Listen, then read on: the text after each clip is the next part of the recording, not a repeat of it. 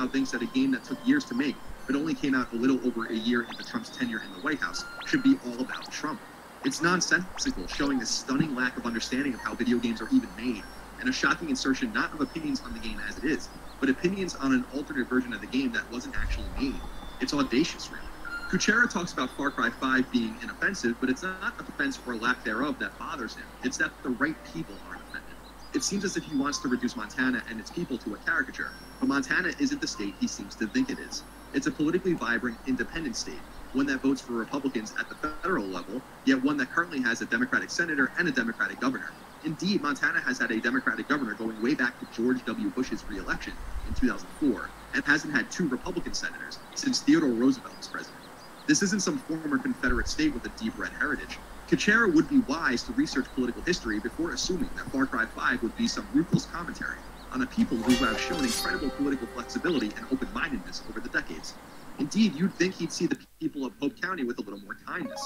As inoffensive as it may be to him, Far Cry 5 is unlikely to be as inoffensive to those that understand the locale and the people, a people racked by drug addiction, economic depression, and chronic uncertainty, the very types of people that get sucked into the likes of the Koresh/Seed gravity well. But Kuchera isn't alone. Austin Walker of Waypoint writes the following in his review of Far Cry 5. Quote, "This is a game that undeniably knows that Donald Trump is president, but cannot decide that or key plot device. In some moments, it feels as if Far Cry 5 wants to take a neutral position and represent some true complexity of rural America. Take, for instance, the fact that various characters will speak to their various opinions about the country's gun culture, with some disappointed in our addiction to assault rifles, and others not getting the big deal about guns. Yet when facing more obviously troubling truths like the racism and xenophobia that swept Trump into office, Far Cry 5 hedges its bets." End quote. Like Kuchera, Walker isn't only merely upset that Far Cry 5 doesn't touch on his grievances. He too seeks to remove the nuance of the people, the situation, and the geographic location so that it fits a caricature where only the bumbling idiots live, and where there are no shades of gray whatsoever. The people of Montana can't possibly be the victims of Steve. They must be guilty of something. This will likely surprise Walker, but there actually is true complexity in rural America, reflected in the very types of conversations he mentions. But like Kuchera, Walker wants Far Cry 5 to deal with issues that it never intended on dealing with, couldn't possibly deal with considering the time of the game's development, and never once claimed it would deal with to begin with. I don't get it. It's just another way to signal to the world that since he's troubled by the Trump presidency, everyone should be, and everything should deal with his perpetual trauma. Frankly, the way both of these guys talk about Far Cry suggests to me that they might not have that much experience, or any experience at all, with the franchise. Far Cry games were always the melding of the ridiculous with the serious. They always stressed gameplay over story, and they always relied a great deal on over-the-top villains. Serious issues only touched upon briefly, like human trafficking in Far Cry 3 or the drug trade in Far Cry 4, and a certain suspension of disbelief. I don't recall Kuchera or Walker writing any think pieces about those games, though, about how they didn't go deep enough or far enough into the territory of being frankly a hell of a lot more serious than Far Cry 5 did. But that's because they can't be professionally aggrieved under those circumstances. Here, they can let their chronic distaste freely fly, though as usual, I have no idea who they're writing to or for. And if Ubisoft went in an extreme direction, made Seed a full-blown racist, Far Cry 5 a commentary on Trump, and attack Republicans, they definitely have a new set of feelings, because they literally always do. Over at The Guardian, my old friend Kevin McDonald writes that Far Cry 5, quote, stays well away from the real-world issues that clearly inspired its themes, end quote. But I really couldn't disagree with her more. It openly embraces the themes that inspired it. Themes of religious zealotry, economic desperation, the needs of the world, rural isolation, America's history with religious separatism and extremism, and on and on. It can't be said enough that Trump didn't inspire this game, its setting, its characters, or its story, so why would the game focus on it? She continues, noting that there are vague in-game references to Trump, like a purported recording of Trump with a Russian prostitute, but those are asides that easily could be written in later. By the time Trump was elected, Far Cry 5 was almost certainly playable from beginning to end in some crude pre-alpha form, and mostly content complete, which is common for a game a year out. She concludes, quote, the Edensgate cultists might be extremists, but they're emphatically not white supremacists. It comes close to trying to say something, but never actually does. Quote, that Seed and his cult aren't white supremacists nor misogynists. There are black people and other minorities and empowered women fighting alongside men all over the game. It's mentioned in this piece and others like it with a tangible disappointment. But why? Their lack of racism is true to form. As the New York Times noted in 1993, the Branch Davidians that clearly inspired the game, quote, were mostly white people in their 30s and 40s with Texas, but there were also blacks from Jamaica and people, Americans with diverse ethnic backgrounds and others from half of countries, end quote. Far Cry 5 has nothing to do with race. It never had anything to do with race. this. If the original art released for the game didn't give it away, then I'm giving it away to you right now. William Hughes at AB Games unironically states the following, quote, "The most striking thing about the rank-and-file members of the project at each stage is how strikingly non-offensive they are. You're a group of violent, gun-fetishizing secessionists. They're a remarkably apolitical lot, a diverse cast of backwoods crazies united only by their fanatical belief in their leader," end quote. Indeed, their apolitical nature is at the heart of what the game is trying to say. That Seed and his cronies don't care about your skin color or your gender. They just want to take advantage of you. They wanted parents. Are there racist cults in America's history? Certainly. And there's no denying that what happened at Waco inspired white supremacists in America because they shared a deep distaste for the federal government with the flesh and the brain of Indians. The fanatical belief in one's leader is at the heart of a cult structure, and at the heart of cult worship, and it's also at the heart of Far Cry 5. Hughes seems to have lost a major piece of the plot along the way to boot, that many of the people being taken under Seed's spell are victims, in this case of a weird mind control drug. Perhaps an ode to the opioid epidemic that's flattening families across states like Montana, or maybe not, although my theory makes a hell of a lot more sense than the gripes we've been talking about throughout this video. Over at Mike, a stupid article title about fascism in America portrays an article that otherwise hits the nail on the head. There, writer Jack Smith IV says, quote, "It turns out that Far Cry 5's politics aren't completely obvious. Its writers back away from mainstream political commentary about extremism. In the end, it's not a game about liberal versus conservative, or religious theocracy versus liberty. Instead, the game itself is a cautionary artifact, an example of how the uniquely American obsession with cults protects us all from recognizing the humanness of the Finally, someone that gets it. It's not a game about all of those things. It never was a game about all of those things. It was never a game that was meant to be overtly political at all. The game's creative director, Dan Hay, told PC Games N as much, noting that the bleed over between Far Cry 5's themes and what's happening in the real world is coincidental. The game's themes are deeper, darker, and more nuanced than yet more We Hate Trump fluff. Like, enough already. It's funny because Far Cry 5 came out the very same week the American sitcom Roseanne was bringing out Roseanne, a sitcom I absolutely adore, tells the tale of a Midwestern working-class family that can barely meet ends meet. So far, the new season is wonderfully written, funny, clever, and a joy to watch. But since Roseanne voted for Donald Trump both in the show and in the real world, and since the show doesn't deal with certain issues precisely as the victims would have liked, even as it shows incredible open-mindedness in terms of race and gender, it's getting unfairly criticized. One critic went as far as to say that even though it's great, she still can't watch it because of its politics. This sort of bizarre behavior, this level of incompetent ideology-driven criticism, is precisely what we're now seeing in games more and more. Kingdom Come Deliverance wasn't the end of the road. Far Cry 5 won't be either. It makes one wonder if there's any pleasing certain people, or if certain critics will ever be happy with anything that doesn't fit their exact specifications. Thankfully, there are more of us than there are of them, and we can continue to even out the conversation with thoughtfulness, staying even-keeled, being objective, and remaining fair. That Far Cry 5 isn't about Trump is perhaps its greatest strength, because it gives us a break from the monotony of the outrage machine. It's refreshing, really. Maybe that's why it's pissing so many people off. Okay, that's it for this episode of Colin's Last Stand SideQuest. I hope you enjoyed it. As always, leave comments below. I'll be reading them. Thumb up the video if you liked it. Thumb it down if you didn't. And please share SideQuest and all things Colin's Last Stand, fireside chats, knockback, etc. with friends and family. Everyone should know about the might, the majesty, and the wonder of Colin's Last Stand. I will waste no more of your time, but I do appreciate the time you have given me today, and I will see you next time for more SideQuest. Until then, keep on gaming. Hi.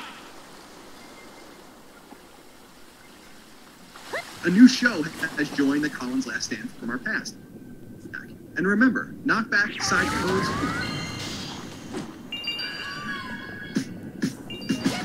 Greetings and salutations. Welcome back to Colin's Last Stand SideQuest right here on YouTube. My name is Colin Moriarty. As always, I hope today's video finds you and yours very well. Today's episode of SideQuest is more like an experiment because I'm going to review a game for the very first time in SideQuest's history. I don't know if this is something I'm going to be doing often, a one-off, or just sporadic. I need your feedback to figure that out. So, again, consider this an experiment and let me know what you think. The game in question that I'm going to review is Ni no Kuni 2, covers very well. Today's episode of SideQuest is more like an experiment because I'm going to review a game for the very first time in SideQuest's history. I don't know if this is something I'm going to be doing often or if this is a one-off, or just sporadic. I need your feedback to figure that out. So, again, consider this an experiment and let me know what you think. The game in question that I'm going to review is Ni no Kuni 2, Revenant Kingdom, which, by the time you're seeing this, is out on PlayStation 4. And because I was such a huge advocate of and fan of the original Ni no Kuni back at IGN, I felt like this was an awesome game for me to kind of jump back into the critical sphere. So this is kind of my take on Ni no Kuni 2 after about 35 hours with the game. I hope you enjoy it, and I will see you on the other side. Like many dedicated gamers, I've played a ton of games over the last 3 decades, and yet there are times...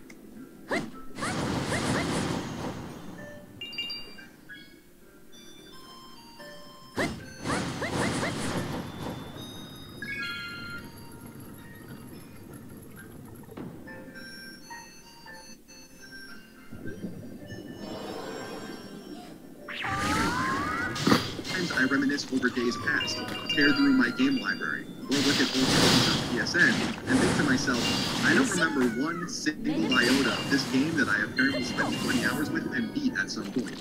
Only the special games truly stick around in one's mind as the years grow. And for me, the original Ni no Kuni, Wrath of the White Witch, launched exclusively on PS3 in early 2013, is one of those games.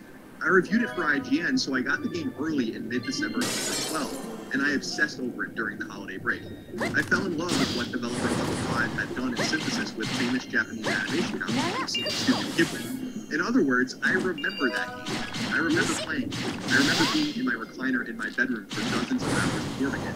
I remember covering it, and I remember lots of awesome moments from it. When you play dozens of games a year, every year, that really means something. So needless to say, I've been amped up for Ni no Kuni's sequel since it was announced at PlayStation Experience in late 2015. Now that Ni no Kuni 2 Revenant Kingdom has arrived, I'm pleased to report that, in some ways, the long wait between games, and the additional wait during the sequel's delay, was totally worth it. In other ways, though, Ni no Kuni 2 forgets, or just completely ignores, much of what made the original one of the great JRPGs ever. In fact, if you look at the facade and now representation of the games, you'll find little in common with the two. Wrath of the White Witch stood on 3 pillars that made it work: presentation, combat, and emotion. Its sequel dramatically alters the makeup of those pillars. So as a result, we have a great game in its own right, but one that shines for totally different reasons than what initially spawned. For some of you, that's a huge positive.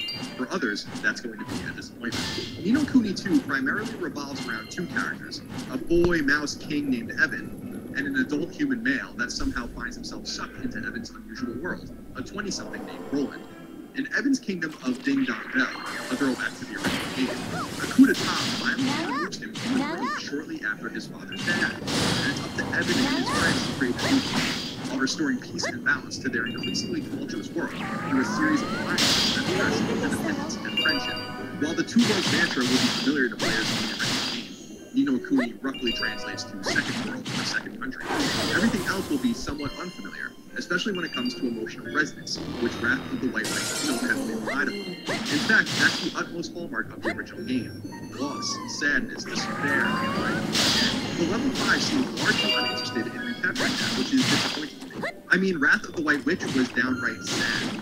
That's really novel for the genre, and for games in general, and I wish the team endeavored to reach deep into players with a similar shot of the system, but they didn't. Part of the reason for a lack of emotion is that Evan and Roland, along with their various companions like a sky pirate and his young daughter, are barely voiced at all in the game. This isn't a problem in and of itself, but when compared and contrasted to why the original story worked so well, you'll find that this is probably the major reason why there's an emotional void, and the reason why, for me anyway, I didn't connect with the characters and plot nearly as much as I did in the first. It's shocking how few real cutscenes appear in this adventure, and how much reading I was doing during important moments that really could have used something extra in order to heighten my connection with the story. Unlike Wrath of the White Witch, Ni no Kuni 2's flaw is in its systemic depth, and shockingly not in its story or characters. So the longer I played, the more I stopped truly caring about what was happening around me. There are some interesting characters, like the mysterious villain that looks a great deal like my dude Serpentor. And I love some of the locales I visited too, like a city that bases its laws and customs on dice rolls, or an Atlantis-like kingdom that prohibits its citizens from following law. But all of that doesn't make up for the lack of a likable protagonist, a plot worth getting invested in, or a stunning absence of, well, magic. Trust me, if you played the original, you will notice this. But for all that's disappointing, there are many spots where Ni no Kuni 2 really shines and really hits its stride.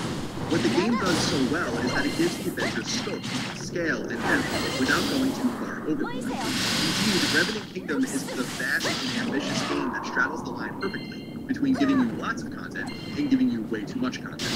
In addition to the main story, there are tons of side quests, a totally separate quest line, errands, optional dungeons, an arcade on the field battle mode, and a kingdom-building sim that could itself be its own smaller, downloadable game for PSN. And within all of that is a whole different level of depth to explore, buttressed by an open world that looks smaller than it is, packing a ton of dungeons and other locales that give the game geographic diversity. If you're looking for a game that's going to keep you occupied for a long time without requiring 100 hours of your life or more, you may have just found your match. I always felt like there was something to do, but I never felt overwhelmed by it all. Revenant Kingdom never feels mundane or drab from a things to do perspective, but it's not over the top Witcher 3 something to do in every square inch of the game either, which was a huge relief to me. Let's focus on the kingdom building aspect for a second, which in its own weird way is so reminiscent to me of ActRaiser, one of my favorite Super Nintendo games, a game that so strangely melded Godsim and side-scrolling action. It sounds absurd on paper, but ActRaiser was so amazing in execution, and there's a similar spirit with Revenant Kingdom in its seemingly incongruent parts that manage to add up perfectly.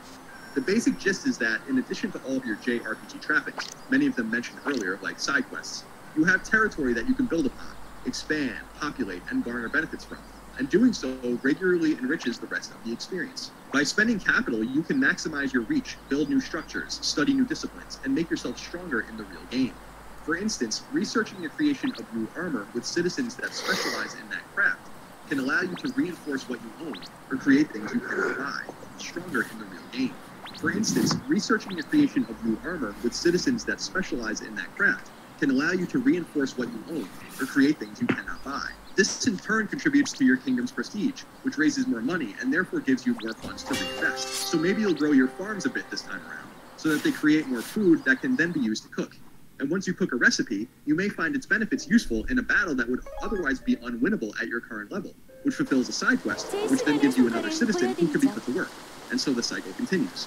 There's an interesting wrinkle with the aforementioned battlefield system too, which puts you in charge of an army of different units that fight in a rudimentary, almost RTS-like mode. This mode has a totally different experience system, money that's locked into your kingdom but not into your personal purse, and plenty of perks that lead to traditional in-game battles should you win.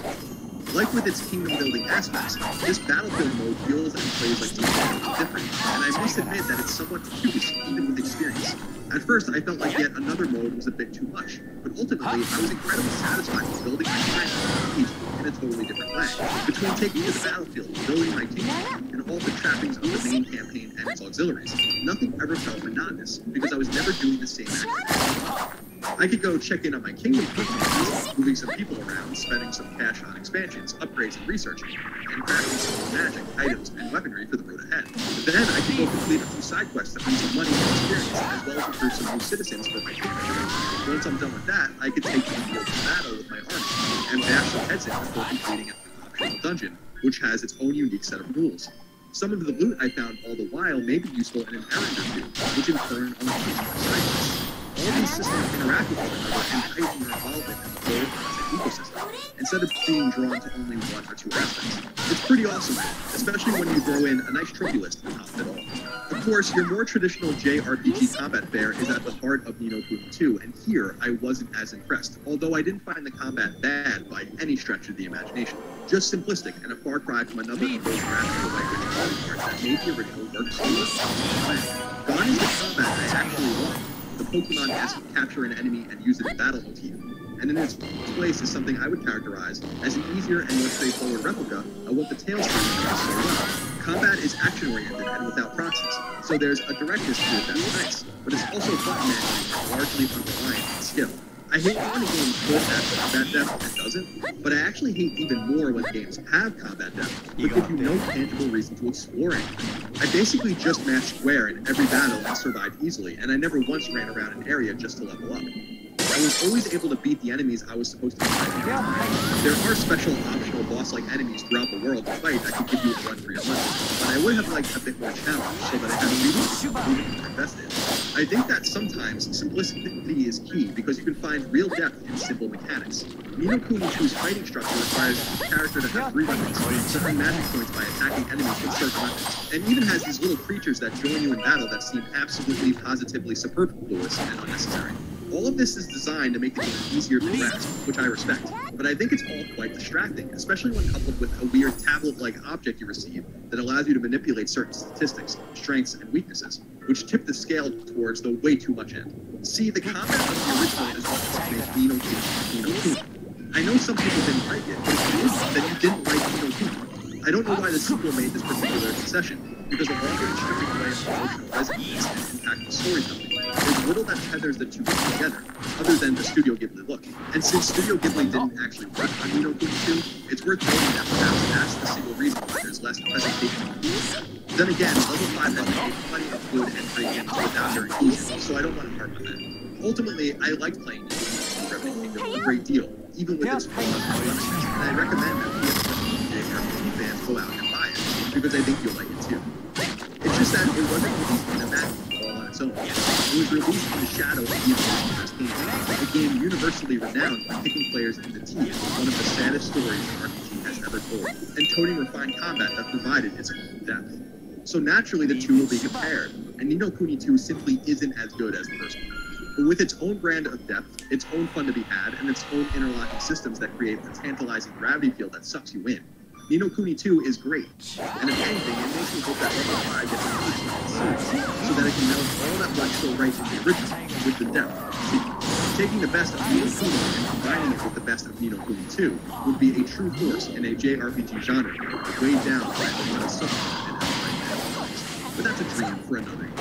Well, that's it for this episode of Colin's Last Stand SideQuest. I hope you enjoyed it. As always, leave your comments below. I'll be reading them. Thumb up the video if you liked it. Thumb it down if you don't. And please share SideQuest and all things Colin's Last Stand, knockback, fireside chats, etc. with friends, family, your co-workers, your boss, the dude down the street, the guy you haven't talked to in 30 years, and of course your grandmother. I will waste no more of your time, but I do appreciate the time you did give me this week. And I really do want to say thank you again very much. The CLS is just fun. We'll see you next time for more SideQuest.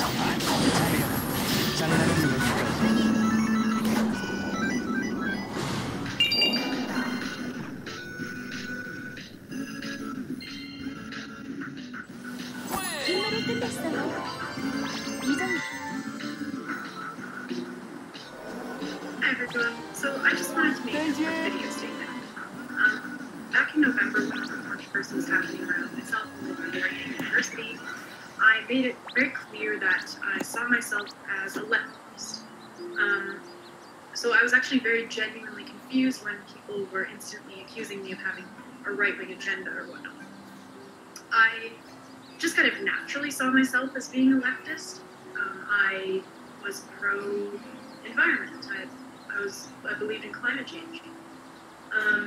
I was pro-gay marriage. I took the bus everywhere. I didn't have a car.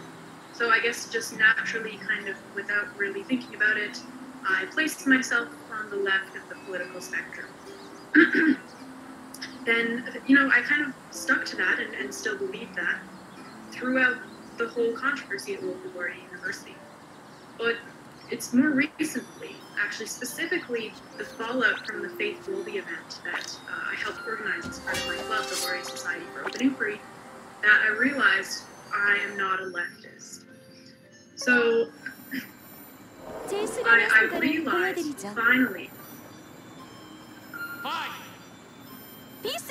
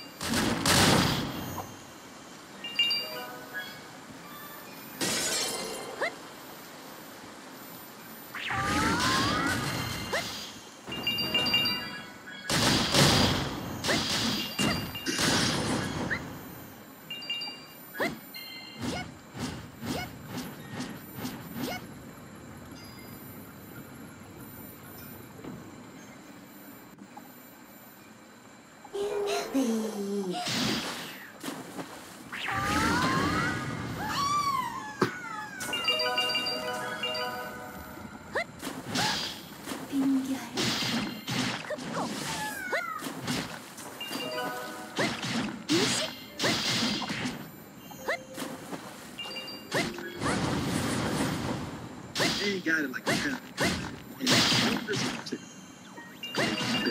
That is Daniel, the cosmic ones. Who dares argue with the cosmic ones? Money's even real. Yeah. Take it off. Rain. She's making a rain. She floats away. And so the bet that we had is, I said that there's no way that Black Panther is going to keep the crown as a superhero. And she disagreed with me. Bet somewhere now, just one bet we made $50.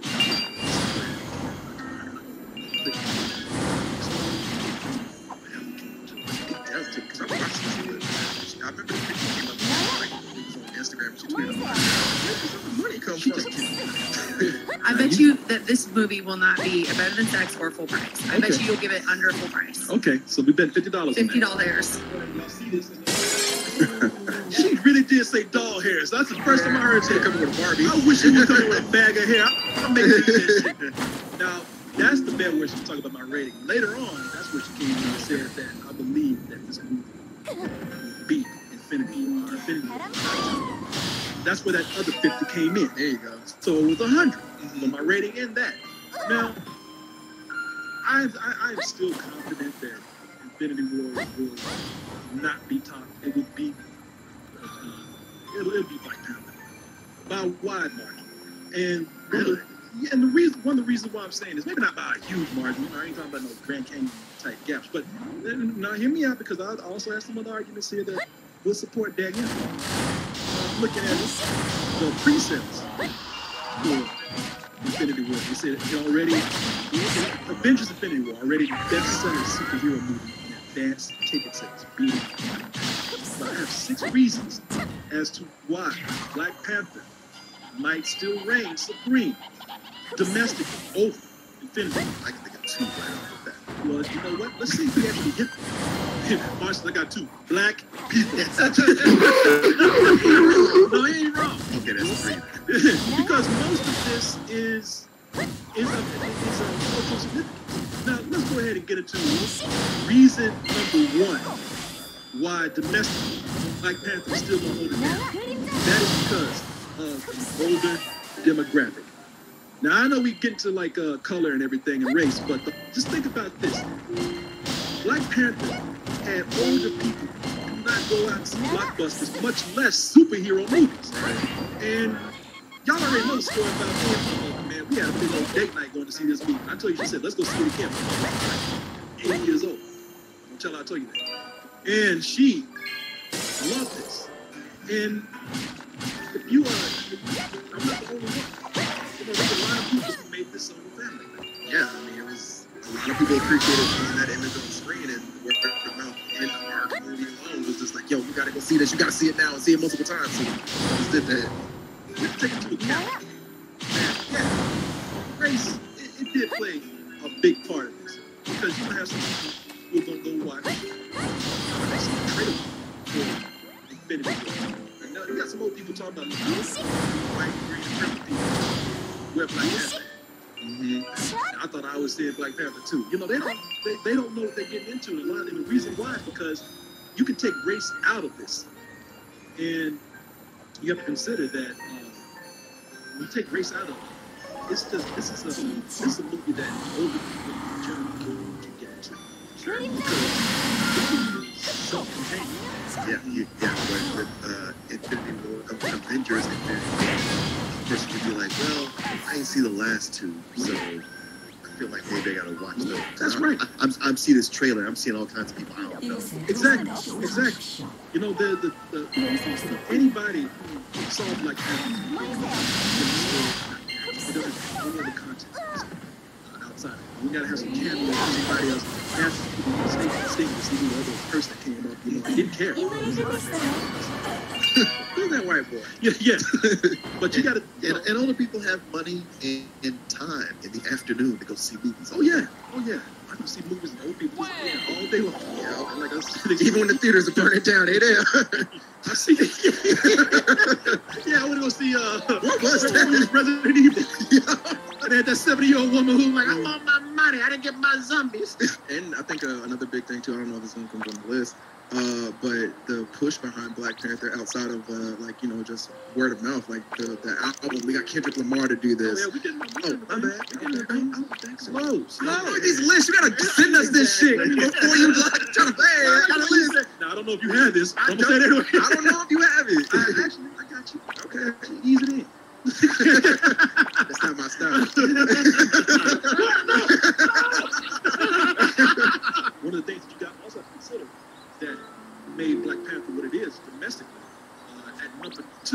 we have not just repeat viewing, but we have event repeat viewing.